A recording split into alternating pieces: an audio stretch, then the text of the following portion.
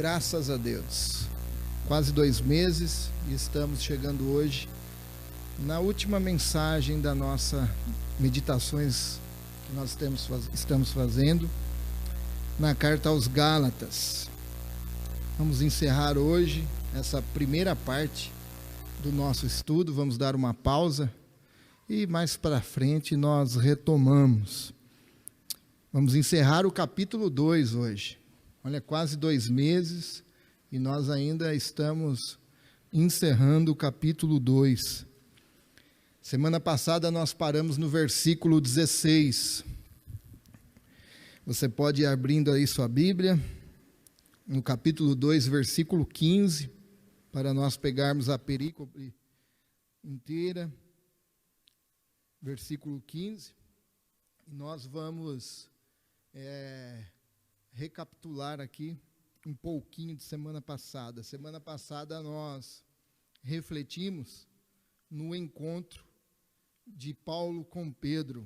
Vimos sobre o comportamento dúbio de Pedro, né? Sobre como Paulo se opôs à atitude de Pedro naquele momento, e encerramos a reflexão de domingo passado nos sobre a verdade do Evangelho. Ainda nós estamos nesse contexto, entre esse conflito nos 2 maiores apóstolos.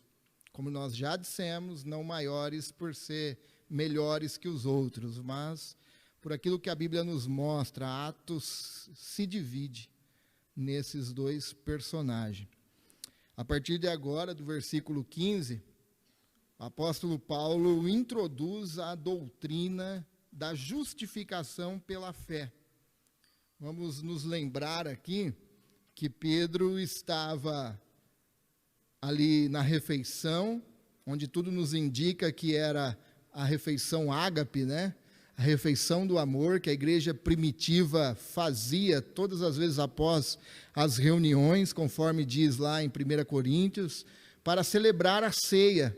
E Pedro estava ali, até que então chegou alguns judeus de Jerusalém com Tiago, e esses judeus judaizantes, né, querendo fazer com que aquelas pessoas que Paulo considera como falsos mestres, dando a entender que o evangelho só não servia, eles teriam que fazer algo mais. E Pedro, com medo dos homens, nós refletimos sobre isso, se apartou dos gentios, e com isso ele retrocedeu naquilo que ele já havia sido ensinado pelo próprio Jesus, quando Jesus o envia à casa de Cornélio. E não só apenas retrocedeu, mas também ele atacou com essa atitude o evangelho da graça, a graça de Deus. Paulo então finca aqui a estaca da doutrina da justificação pela fé, e é sobre isso que nós vamos refletir hoje. Nós dividiremos o texto em primeiro a justificação recebida pela fé, segundo a justificação além de um termo teológico, e Cristo vivendo em nós. É sobre essas 3 verdades que nós vamos refletir hoje.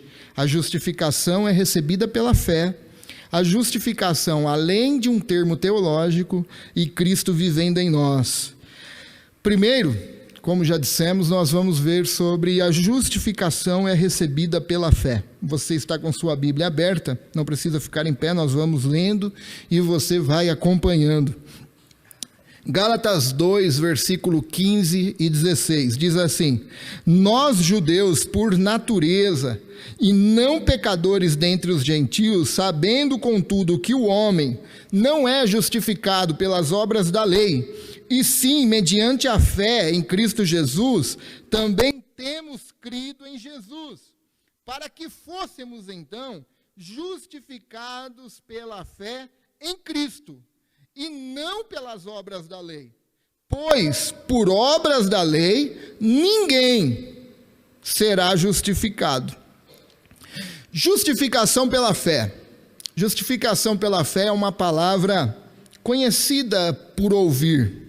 Nós que já estamos a uma caminhada, né, seguindo Jesus, como discípulo de Jesus, talvez seja uma palavra que você já tem bastante particularidade com essa palavra, justificação pela fé. Mas talvez seja apenas de ouvir, certo?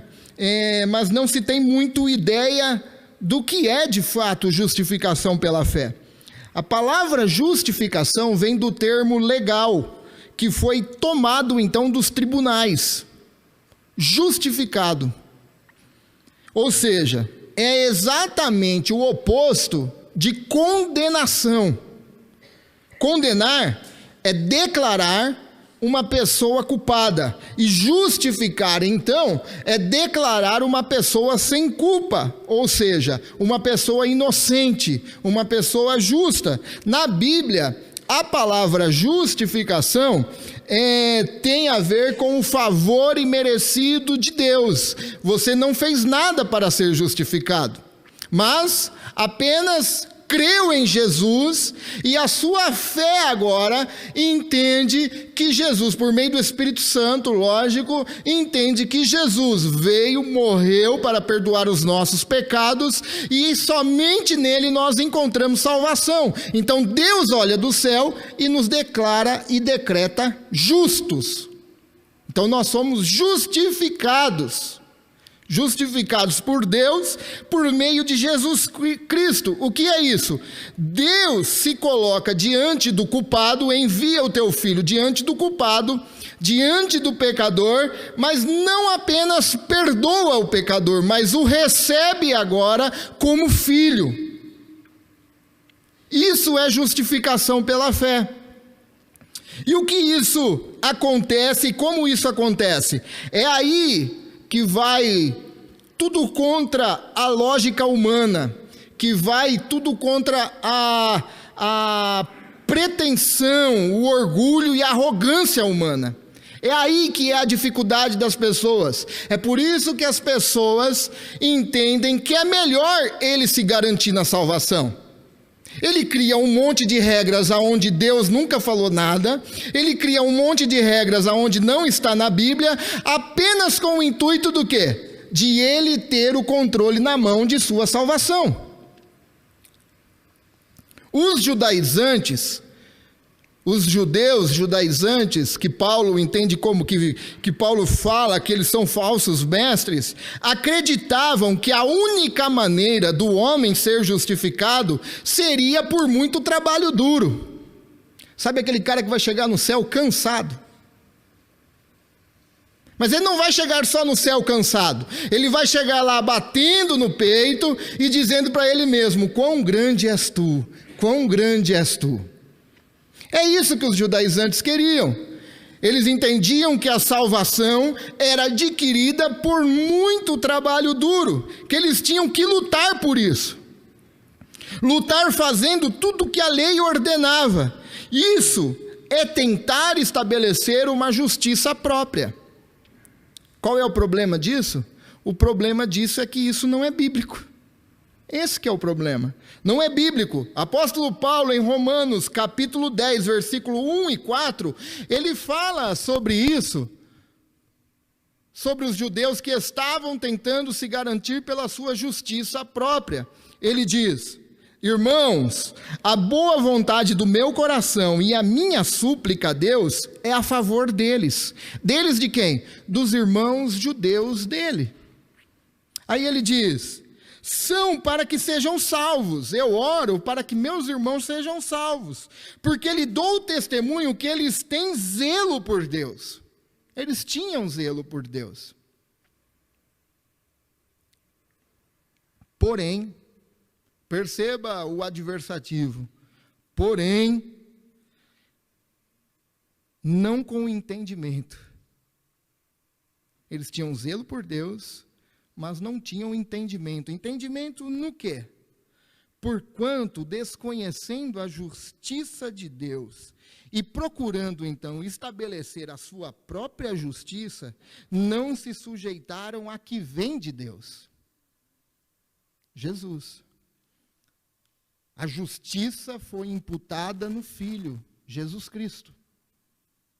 Eles tinham zelo por Deus, não tinham entendimento, eles queriam garantir por si só e não se sujeitavam à graça, o favor de Deus. Porque o fim da lei é Cristo, para a justiça de todo aquele que crê. O que Paulo está dizendo aqui, ainda defendendo o evangelho da graça, é que nunca ninguém foi e nunca ninguém será justificado pelas suas obras. Ninguém vai ser justificado pelas suas obras. As obras é sinal do que o evangelho fez na minha vida. As obras têm que acontecer porque eu tive um encontro com esse evangelho de Cristo e ele transformou minha vida. Então é impossível ser transformado e não ter obras, mas a justificação não vem pelas obras. A justificação vem pela fé em Cristo Jesus. Nunca ninguém será justificado. Por quê? Porque a lei exige perfeição. E por acaso, há alguém aqui perfeito? Aliás, nós temos um cartaz na entrada que é: proibida a entrada de pessoas perfeitas. Não tem ninguém perfeito. E a lei exige que o homem seja perfeito. Mas só há pessoas falhas e pecadoras. A partir do momento em que o homem, no jardim do Éden, escolheu ser dono do seu próprio destino, o pecado entrou no mundo e nós agora herdamos. Não há quem entenda, não há quem busca, não há quem compreenda Deus. Nós estamos destituídos da glória de Deus. Nós estávamos afastados da presença de Deus. Romanos, capítulo 3. Por pecado fui gerado e por pecado me concebeu minha mãe. Não há ninguém bom. Não há. E a partir desse momento que o homem pecou, nós temos essa herança. Pecamos em palavras, pecamos em obras, pecamos em omissões, pecamos em pensamentos. Não há ninguém perfeito e a lei exige perfeição. A boa notícia, as boas novas, sabe o que é as boas novas? As boas novas é que aquilo que o homem não pode e não pôde fazer, Jesus fez por nós. Essa é as boas novas de salvação. Deus enviou o seu Filho para que aquele que cresce agora em Jesus, no homem perfeito, o santo, o Cordeiro que tira o pecado do mundo, aquele que crê, agora a justiça foi imputada, a nossa iniquidade, a nossa culpa foi imputada em Jesus, e agora cremos que Jesus é o Filho de Deus, que Ele morreu no nosso lugar, para perdoar os nossos pecados, para nos trazer de volta para Deus, e por meio dessa fé agora, Deus olha para nós e diz: vocês estão justificados, não porque vocês são bons, mas porque o meu Filho Santo morreu por vocês. Glória a Deus por isso. Glória a Deus. Justificação pela fé. Crer em Jesus. Não há nada que nós possamos fazer. Nada, não tem obra que você possa fazer. Sabe o que nós fazemos aqui hoje? Nós falamos sobre a primícia. Tem gente que entende, né? Vai lá no Facebook e vê as pessoas fazendo as coisas e escreve: esse é o evangelho verdadeiro. As pessoas veem, né? Até na nossa igreja aconteceu, quando na época de pandemia nós fizemos alguns trabalhos e as pessoas escreviam: nossa, que evangelho verdadeiro. Não, isso não é o evangelho. Isso não é. O evangelho é a cruz que traz de volta para Deus. Essas coisas é as obras do que o evangelho fez na minha vida, mas não é o evangelho. Mas segundo, justificação além de um termo teológico. Porque tem gente que entende que até conhece essa palavra, mas ela não pode ser apenas um termo teológico, justificação pela fé. Agora, como viver então essa justificação pela fé na vida prática. Pois justificação não pode ser apenas uma palavra de conhecimento, porque eu ouvi falar desde criança. Não, isso tem que ser vivido, tem que ser aplicado na nossa vida. Paulo nos responde isso também. Versículo 19 aí de Gálatas diz: porque eu, mediante a própria lei, perceba, morri para a lei, a fim de viver para Deus. Estou crucificado com Cristo Jesus.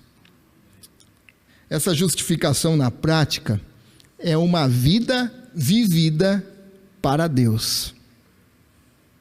É uma vida que glorifica a Deus.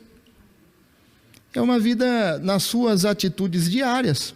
O seu buscar pão na padaria cedo, Ademir, tomar o café com sua família, se relacionar no seu emprego, isso é uma vida para Deus.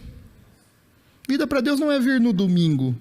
Isso faz parte de nós nos encontrarmos aqui, celebrarmos ao Senhor, porque é bíblico, certo?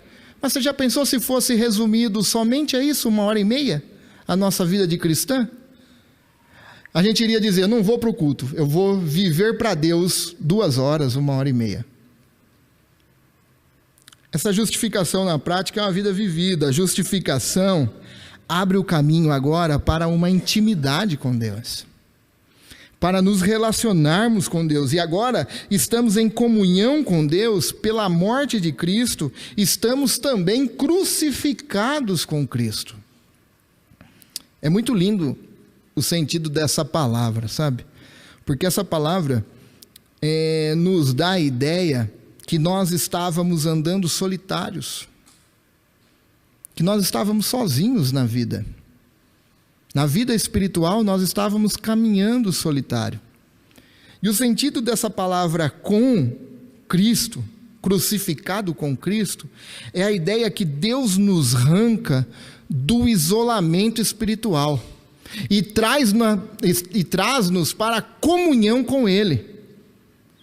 Nós estávamos sozinhos, perdidos, e Deus, nos amando, agora envia o Filho, o plano A de Deus, que havia sido morto antes da fundação do mundo, envia o Filho agora para que Ele morra por nós e nós também morramos com Cristo.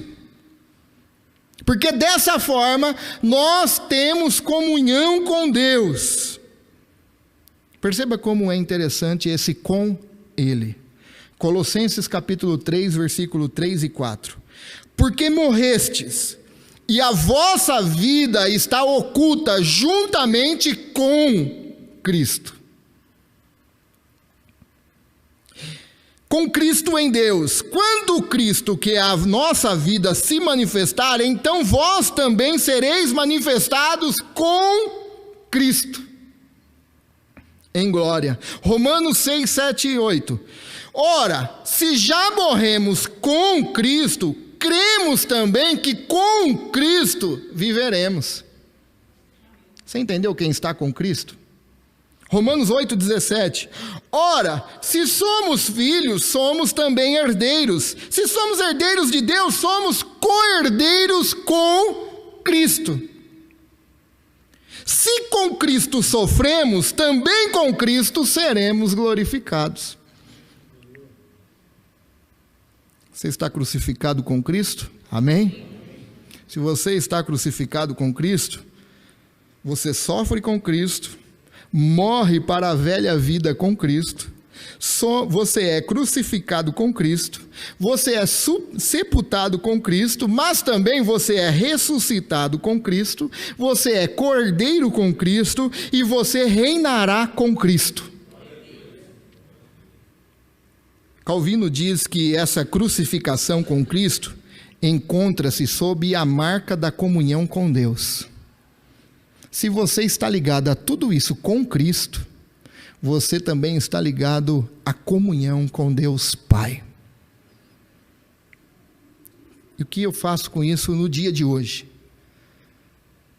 O dia de hoje, essa união mística com Deus, que nós nos movemos e existimos, nessa união mística, nós recebemos força nas tribulações com Cristo.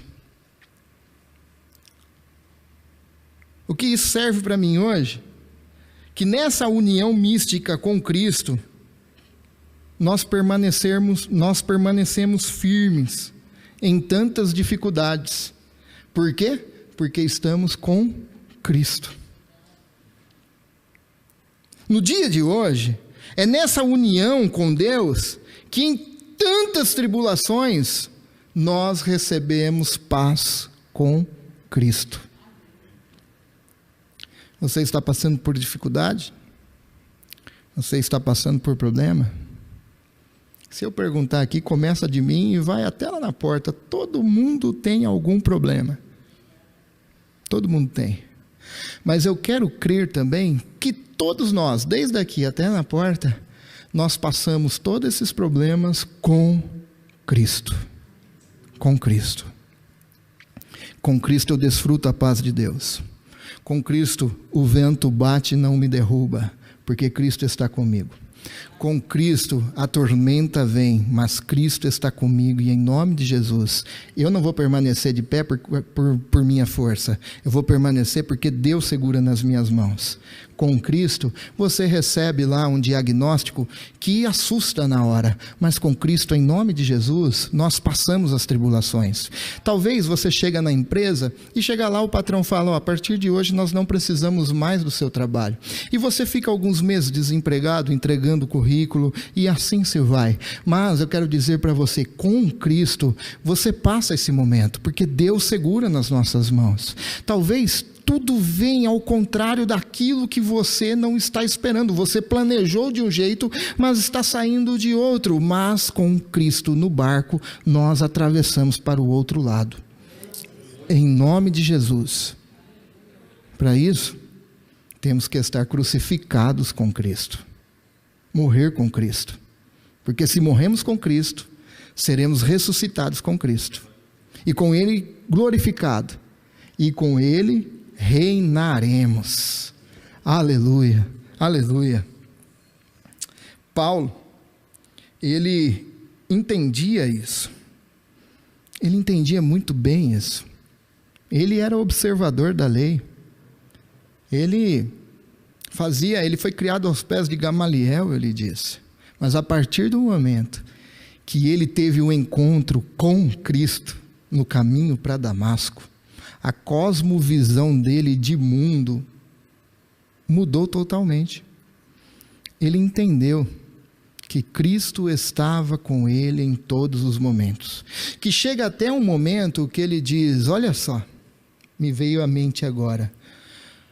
2 Timóteo, ele fala que ele estava sendo julgado. O homem que levou oferta, colheu oferta, socorreu a igreja de Jerusalém, pregou a palavra de Deus, muitas pessoas se converteram, e ele disse, na minha primeira defesa, ninguém estava. Demas, amando o presente século, me abandonou. Mas ele diz, mas o Senhor me assistiu e fechou a boca do leão. Pelo amor de Deus, meus irmãos. Você entende um negócio desse? Às vezes pode parecer que você está sozinho. Às vezes pode parecer que você está orando e falando sozinho. Quero dizer para você nessa noite, o Senhor te assiste. Deus está com você. Deus está com você. Terceiro e último ponto dessa noite. Cristo vivendo em nós. Nós falamos sobre a justificação pela fé. A justificação sendo colocada agora na vida prática diária. Terceiro e último é Cristo agora passa a viver em nós. Cristo vive em nós. Gálatas capítulo 2, versículo 20 diz, logo, já não sou mais eu quem vive, mas Cristo então vive em mim. E esse viver que agora tenho na carne, eu vivo pela fé no Filho de Deus. Paulo não vivia mediante a sua própria vida, mas Cristo vivia nele, e após a conversão de Paulo, houve uma mudança de vida. houve uma mudança de comportamento. Houve uma metanoia, uma transformação de mente.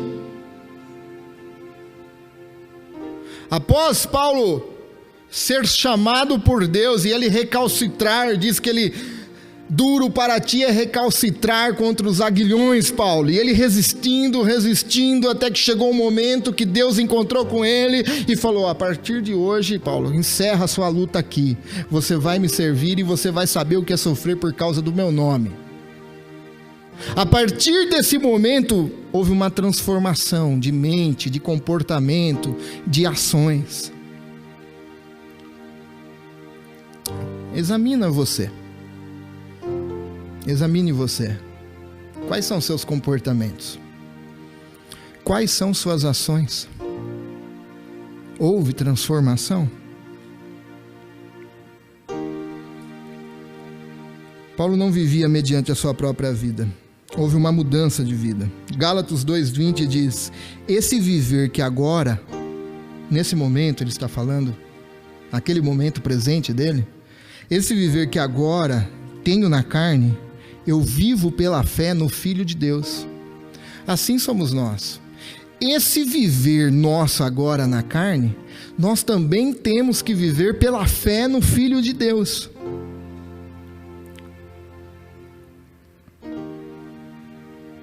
Vivia em Cristo e ele vivia em Cristo pela fé e Cristo vivia nele. Aqui há algo interessante para pensarmos e encerrarmos. Como Cristo vive em nós? Como sei que Cristo vive em mim? Há pelo menos duas maneiras que eu quero que você pense hoje. Só em duas. Primeiro, como Cristo vive em nós e como sei que Cristo vive em mim, se eu sou governado por Cristo por meio do seu Espírito. Quando todas as nossas ações são dirigidas pelo Espírito, quando vivemos governados pelo Espírito, nós vivemos uma vida para Deus. Nós vivemos uma vida que agrade a Deus. Nossas atitudes agora são dirigidas pelo Espírito, e eu, não porque sou bom, mas porque o Espírito que move em mim não quer desagradar a Deus. Não quer. Não quer desobedecer a Deus.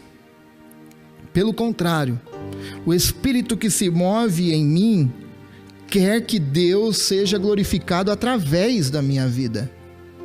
Através das minhas ações, através do meu comportamento, através dos meus relacionamentos, o Espírito quer que Deus seja glorificado através disso.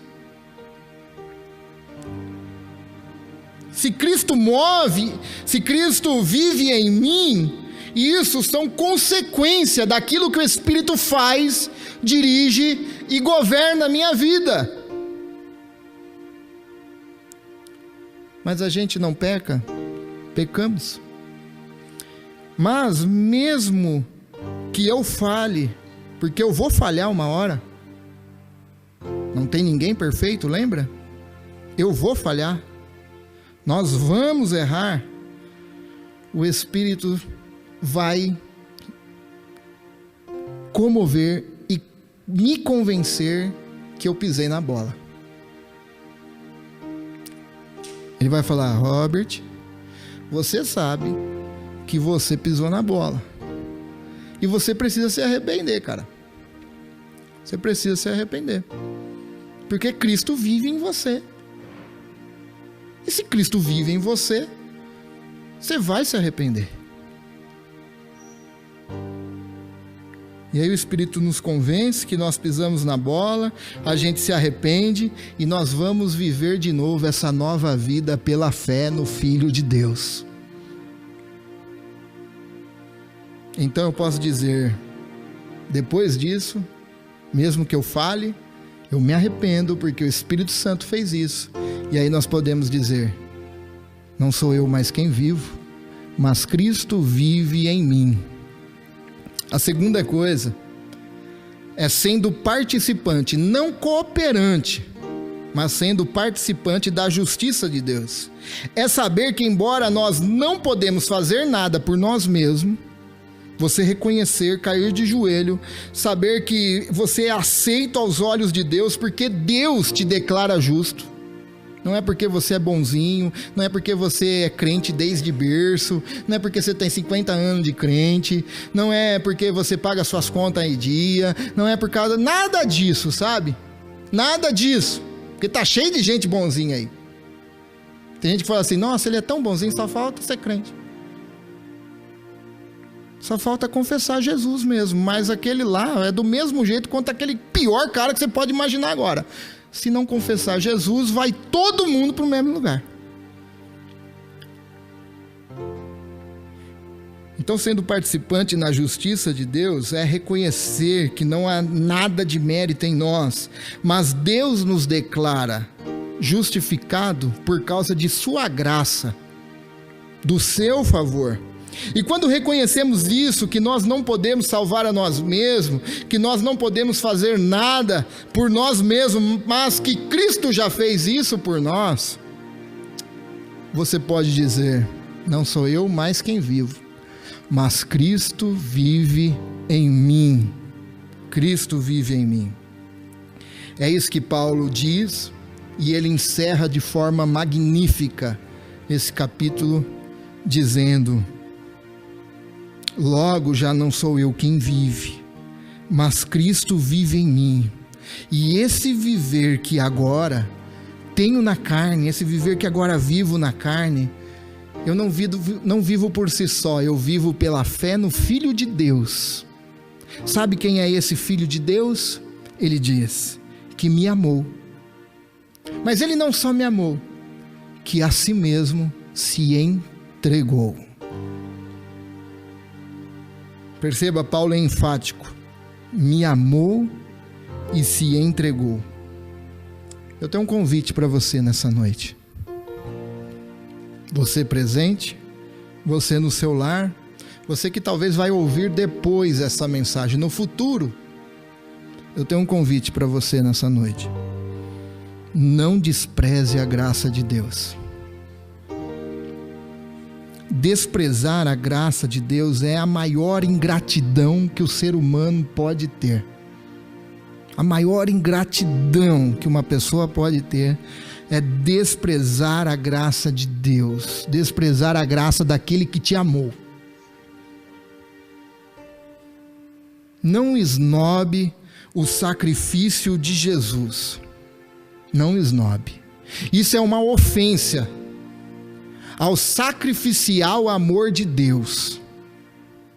Não esnobe. Você já pensou o pai enviar o filho, e o filho era santo, verdadeiro, reto, justo, e o pai enviou e morreu, e você esnobar o amor sacrificial do pai?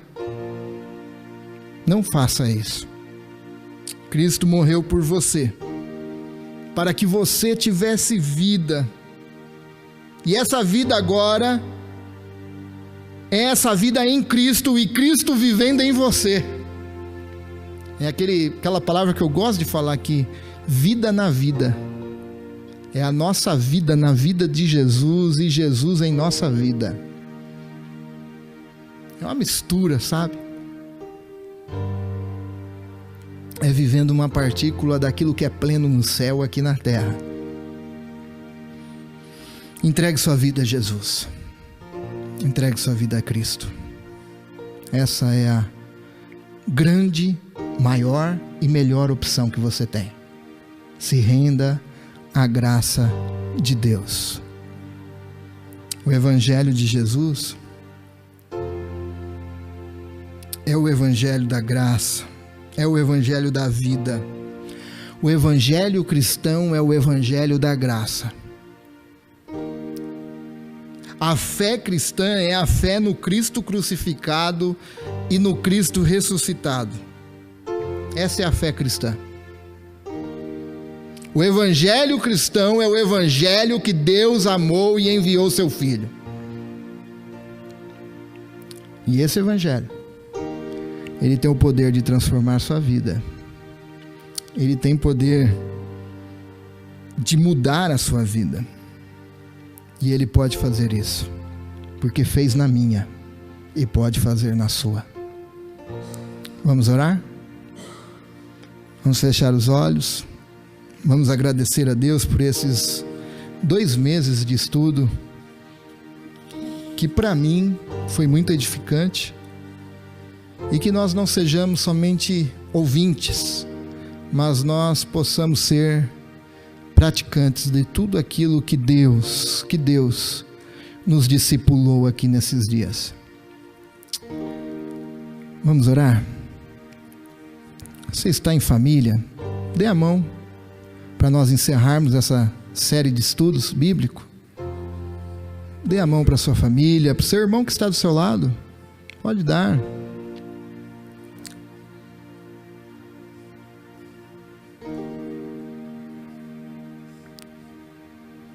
Você é vitorioso, porque Deus ministrou ao teu coração a palavra dele. Ore pelo seu irmão do seu lado. Ore pela sua família. Vamos orar. Ó Deus, em nome de Jesus, nós queremos te agradecer por essas meditações que nós tivemos aqui. Que o Senhor continue falando conosco, ministrando a tua palavra ao nosso coração. Ó Pai, te damos graça por ter esse contato com a tua palavra, com o Evangelho. Ó Senhor, o Senhor nos liberta. O Senhor nos liberta do jugo pesado que o homem coloca.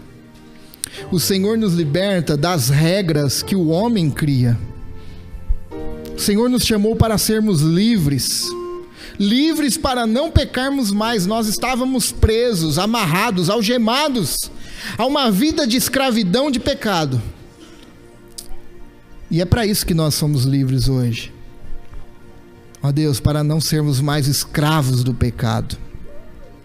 Nós queremos te agradecer, Senhor, por ter nos chamado pelo nome, por ter nos dado a Cristo, Pai.